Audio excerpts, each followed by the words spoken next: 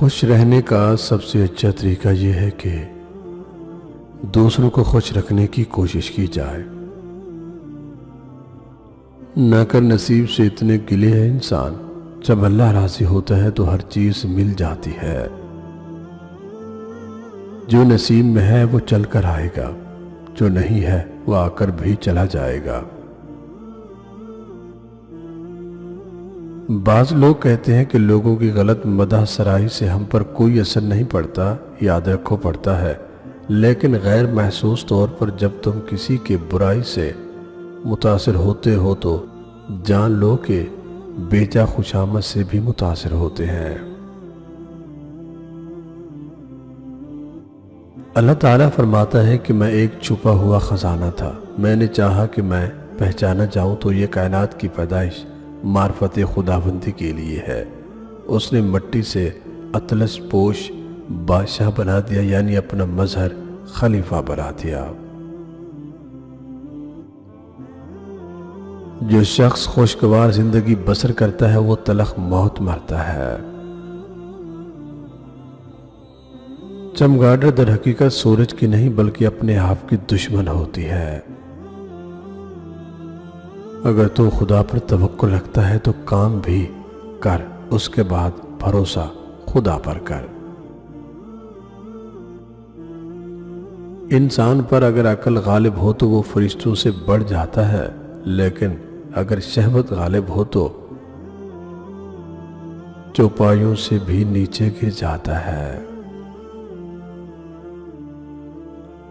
صبر کی بدولت ایک غلام بادشاہ بن جاتا ہے۔ چاند بھی اگر سفر نہ کرتا تو اتنا حسین نہ ہوتا۔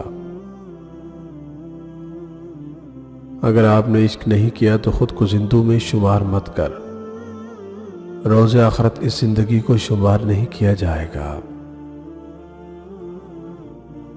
تعریف چونکہ میٹھی لگتی ہے اس لیے اچھی لگتی ہے، برائی کڑوی ہوتی ہے، بری لگتی ہے۔ حلوہ کھانے میں مزیدار ہوتا ہے لیکن شکر کی تاثیر کی وجہ سے پھوڑے بھی نکلتے ہیں۔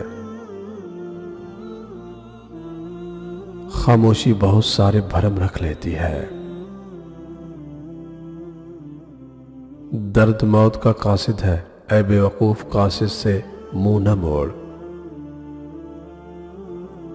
جب سخت رویے دل توڑ دیں تو نرم لہجے بھی گستاخ لگتے ہیں۔ خبردار، رونا تو خود عورت کا جال ہے۔ زندگی کو ایک امانت کی طرح گزارو، ایک نہ ایک دن یہ اپنے مالک کو واپس کرنی ہے۔ جب تک منزل نہ ملے تب تک ہمت مت ہارو، کیونکہ دریا سے نکلنے والی ندیوں نے آج تک راستے میں کسی سے نہیں پوچھا کہ سمندر کتنی دور ہے۔ اگر تیرے پاس یار نہیں ہے تو طلب کیوں نہیں کرتے ہو؟ اگر یار تک پہنچ چکے ہو تو شادمانی کیوں نہیں کرتے ہو؟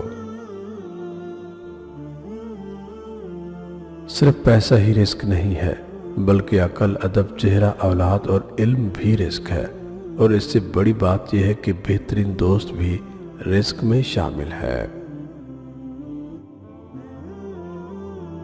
قوم کی مظلوم بیٹیوں کو بھول جانے والوں کی قسمت میں صرف کفار کی غلامی ہی آتی ہے۔ خوش نصیب ہے وہ شخص جس نے احسان کی روش اختیار کی۔ خود کو ذات واحد میں گم کر دینا ہی تو توحید ہے۔ جس قوم کے نوجوان بیدار ہو جائیں اس قوم کو کوئی بھی شکست نہیں دے سکتا۔ اگر تجھے قبر کی تاریکی سے وحشت آتی ہے تو دنیا سے روشنی لے کر آ۔ ہم لوگ نیک بننا نہیں، صرف نیک دکھنا اور نیک کہلانا چاہتے ہیں، اور یہ منافق کا سب سے اعلیٰ درجہ ہے۔ ہم اچھا ہونے یا بننے کے باوجود کسی نہ کسی کہانی میں برے ہوتے ہیں۔ افسوس یہ وہ معاشرہ ہے جہاں لوگ گند اٹھانے والے کو گندا سمجھتے ہیں۔ غلط فہمیوں کے سلسلے اتنے دراز ہیں کہ ہر اینٹ سمجھتی ہے کہ دیوار مجھ سے ہے۔